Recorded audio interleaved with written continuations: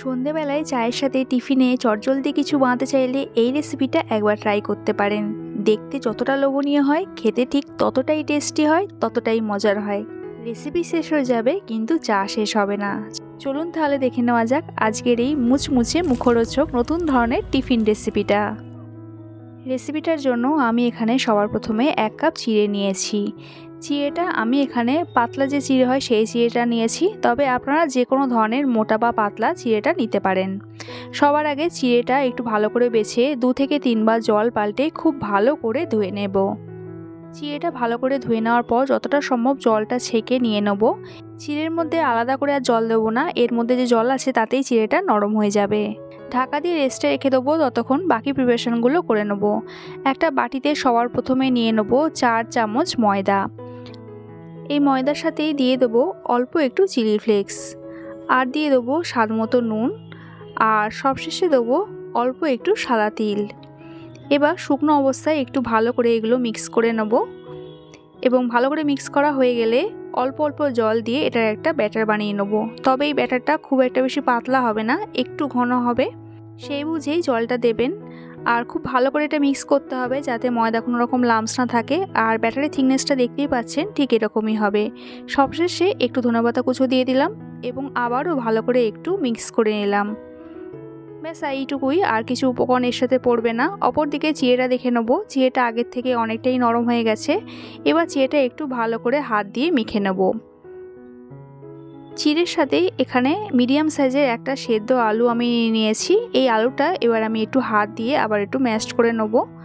সেদ্ধ আলু যদি হাতের কাছে না থাকে তাহলে কাঁচা আলু গ্রেট করে দেবেন, তাতেও কিন্তু হবে। হাত দিয়ে যতটা সম্ভব সেদ্ধ আলুটা একটু এরকম ম্যাশড করে নিয়েছি। এরই সাথে এখানে একটু কাঁচা লঙ্কা কুচি দিয়ে দেবো। আমি এখানে 2 থেকে 3টে কাঁচা লঙ্কা দিয়েছি। এরই সঙ্গে 1 চামচ আদা গ্রেট করে দিলাম, আর দিলাম স্বাদ মতো নুন। আমার ডান হাতে চিড়েটা মাখা আছে বলে আমি বাঁ হাত দিয়ে সব দেখাচ্ছি। আর সামান্য একটু হলুদ গুঁড়ো আর সামান্য একটু কাশ্মীরি লঙ্কার গুঁড়ো দিয়ে দিলাম। ব্যাস এইটুকুই। এবার সব কিছু চিড়ে আলুর সাথে খুব ভালো করে মেখে নেব এবং এটা একটা ডো বানিয়ে নেব। আর সব কিছু ভালো করে মাখা হয়ে গেলে বাইন্ডিংয়ের জন্য আমি এখানে 2 চামচ ময়দা দিয়ে দিলাম। ময়দার বদলে আপনারা আটা কিংবা চালের গুঁড়ো দিতে পারেন। সবশেষে আবার একটু ধনেপাতা কুচো দিয়ে দিলাম। এবার সব কিছু আবারও ভালো করে মেখে নেব। আর আমার এই ডোটা মাখতে একদমই কিন্তু জল লাগেনি, যেহেতু সেদ্ধ আলু চিড়েতে অলরেডি জল আছে। এবার একটা স্টিলের এরকম থালা নিয়েছি, আর থালার মধ্যে অল্প একটু সাদা তেল বা রিফাইন্ড অয়েল এরকম মাখিয়ে নিলাম। তার মধ্যে ডোটা দিলাম, আর ডোটা এবার একটু সেট করে দেবো। হাত দিয়ে প্রথমে একটু এরকম প্রেস করে দেবো, তারপরে একটা এরকম বাটি পেছন দিক থেকে এটা একটু সমতল মতন করে দেবো। স্প্যাচুলা দিয়েও এই কাজটা করতে পারেন। তারপর ধারটা একটু এরকম সেট করে দেবো। আমি টোটাল ডোটা একটা স্কোয়ার শেপ দেবো যাতে পিস করতে আর কাট করতে সুবিধা হয়। টোটাল ডোটা স্কোয়ার শেপ হয়ে গেছে। এবার আমি পিস করে নেবো, আর পিসটাও আমি এখানে স্কোয়ার শেপে করছি, তবে আপনারা আপনাদের পছন্দ মতন শেপ অনুযায়ী কেটে নিতে পারেন। আর এখানে একটা পিস নিয়ে আপনাদের দেখিয়ে দিচ্ছি, দেখুন কতটা সুন্দর হয়েছে। থালায় যেহেতু আগে থাকতেই তেল মাখানো আছে, এই পিসগুলো কিন্তু সহজেই তুলে আনা যাবে, তাই তেলটা অবশ্যই মাখাবেন। আর এই পিসগুলো ব্যাটারের মধ্যে এরকম একবার কোট করে নিলেই কিন্তু এটা রেডি। এবার আমি এগুলো ফ্রাই করে নেব। তেলটা এখানে মিডিয়াম গরম করে পিসগুলো ছাড়তে হবে। আর এটা কিন্তু আমি ডিপ ফ্রাই করছি না, শ্যালো ফ্রাই করছি। তো আমি পিসগুলো এরমভাবে একবার করে ব্যাটারের মধ্যে কোট করে নিয়ে দিয়ে দিলাম।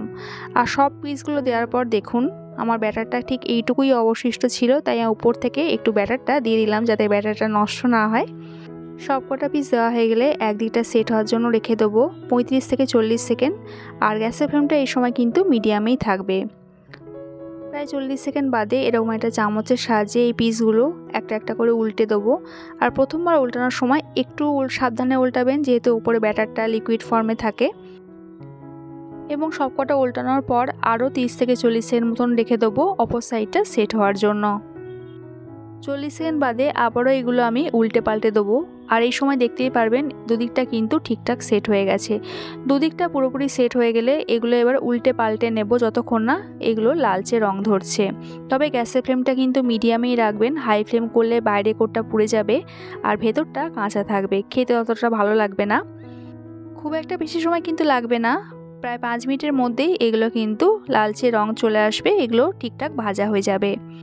আর ঠিক যখন এইরকম লালচে কালার চলে আসবে তখন এগুলো আমি একটা একটা করে তুলে নেব। আর রেডি আজকের আমার রেসিপি চিড়ের কাটলেট। দেখতেই পাচ্ছেন কতটা লোভনীয় হয়েছে। কি দেখেই খেতে ইচ্ছা করছে না। চা শেষ হওয়ার আগেই কিন্তু এই রেসিপিটা শেষ হয়ে যাবে। আর এই রেসিপিটা শুধু সন্ধ্যে টিফিন হিসেবে নয়, বাচ্চাদের টিফিনেও এটা অ্যাড করতে পারেন। বাচ্চারা কিন্তু এটা খুশি মনেই খেয়ে নেবে। দেখতে তো লোভনীয় হয়, খেতেও কিন্তু বেশ মজার হয়। আর একটা চিড়ে কাটলেট আপনাদের নিয়ে দেখিয়ে দিচ্ছি, দেখুন বাইরেটা কতটা ক্রিস্পি হয়েছে।